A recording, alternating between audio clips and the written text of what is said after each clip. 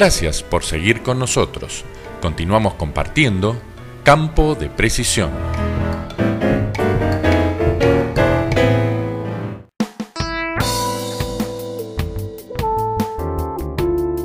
Finalizamos la cobertura de la jornada de tranqueras abiertas del CREA de la zona oeste, encuentro que estuvo orientado al manejo por ambientes y que se llevó a cabo en la Sociedad Rural de General Villegas.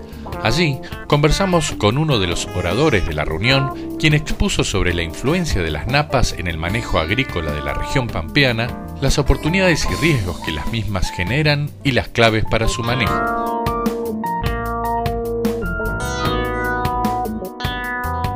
Bueno, mi nombre es Marcelo Noceto, soy ingeniero agrónomo recibido en la Universidad Nacional de Entre Ríos y tengo un doctorado en Ciencias Agropecuarias de la Universidad de Buenos Aires. Actualmente estoy viviendo en San Luis y me desempeño como investigador de CONICET, en un instituto de CONICET y de la Universidad Nacional de San Luis. En este instituto me desempeño como investigador y una de las líneas en las cuales estamos trabajando actualmente en el grupo es en estudiar a las napas y su relación con los cultivos, tanto la influencia de las napas sobre los cultivos como la influencia recíproca de los cultivos y de la vegetación más en general sobre las napas y el sistema hidrológico a nivel regional y escala de lotes. Bueno, otras líneas de investigación que estamos desarrollando en el grupo están relacionadas con cómo cambios en la vegetación afectan el sistema hidrológico. Por ejemplo, en muchas regiones de Argentina el reemplazo de bosques secos por agricultura puede generar impactos importantes en la hidrología regional. Esa es otra de las líneas importantes que estamos desarrollando en el laboratorio.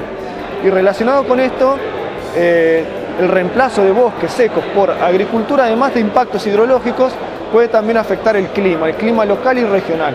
Entonces, a partir de mediciones con satélite y la utilización de modelos, estamos viendo cuáles serían los efectos de reemplazos en la cobertura del suelo sobre variables climáticas. Bueno, la parte central de esta charla fue contar los efectos que nosotros hemos cuantificado de la napa sobre distintos tipos de cultivos y también contar un poco cómo los cultivos y distintas estrategias de cultivo, distintas secuencias o rotaciones de cultivo pueden afectar la dinámica hidrológica. En las regiones que nosotros estamos trabajando hemos observado un efecto muy importante de la napa sobre los rendimientos. Hemos observado que más del 75% de la variación en los rendimientos es explicado por la presencia de la napa.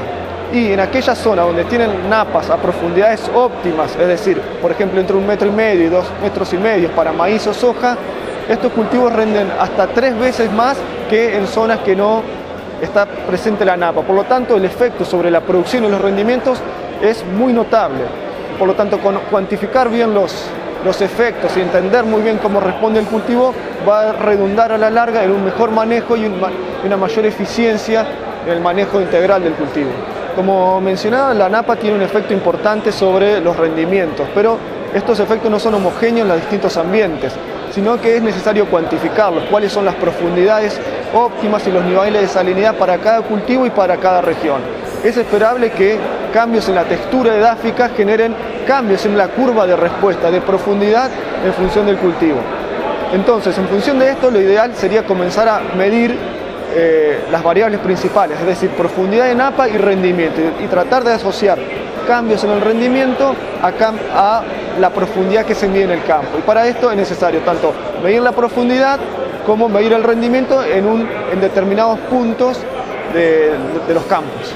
Lo ideal es que estén conectados a distintos ambientes, representar, por ejemplo, ambientes de lomas, ambientes de media loma, ambientes de bajos, y a su vez también es importante replicarlo en el tiempo, porque es esperable que el efecto de la napa cambie de un año a otro, porque una misma situación que puede tener la napa a una profundidad óptima, el año siguiente, si viene húmedo, puede ascender la napa, crear un efecto de anegamiento. Entonces, un sitio que tenía la napa a profundidad óptima, el año siguiente es un sitio malo con riesgo de anegamiento.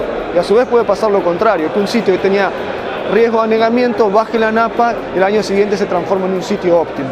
La respuesta de la napa depende principalmente del balance hídrico, es decir, cuánta lluvia se produce y cuánta evapotranspiración se produce.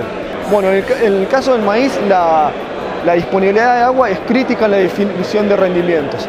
Entonces, una buena medida para tener en cuenta el nivel de insumos a aplicar, cantidad de semillas, nivel de fertilizante, es tener en cuenta, además de cuánta agua hay disponible en el perfil, la profundidad de la napa y la salinidad.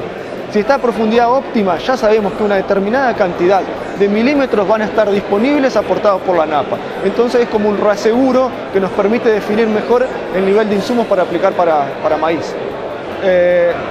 Dos limitantes físicas que pueden restringir un poco el consumo de napa son las presencias de, por ejemplo, capas de tosca o horizontes taptos. En estos casos lo que puede provocar es que, por un lado, no lo atraviesen las raíces y por lo tanto no puedan acceder a la napa. Eso en el caso de que la capa de tosca esté por encima de la napa. Si la napa está por encima de la capa de tosca, lo que hay que tener en cuenta es cuánto es el espesor, cuánta distancia hay entre el techo de la napa y el piso de la tosca. Y ese sería el espesor de agua que tendría disponible el cultivo. Como recomendación para tratar de entender mejor un poco la relación napas-cultivos es comenzar a medir niveles de napas, comenzar a medir salinidades. Es importante tratar, por ejemplo, de tener pocos freatímetros en el campo, pero medirlos por largos periodos de tiempo, porque muchas veces pasa que uno instala un montón de freatímetros y después es difícil seguirlo y se interrumpe la secuencia de mediciones. Entonces, por un lado, empezar a medir en forma permanente niveles, para tratar de entender cómo es el campo, cómo es la dinámica de los niveles en los distintos ambientes. Nuestro grupo de investigación tiene una página web que se llama gea.unsl.edu.ar, donde explicamos las distintas líneas de investigación y además hay muchas publicaciones disponibles en castellano y algunas en inglés que cualquiera puede acceder, bajarlas y consultarlas. Y además, si cualquiera tiene alguna duda o quiere contactarse con nosotros, no hay problema, es un laboratorio que está abierto para que cualquier productor se contacte con el grupo.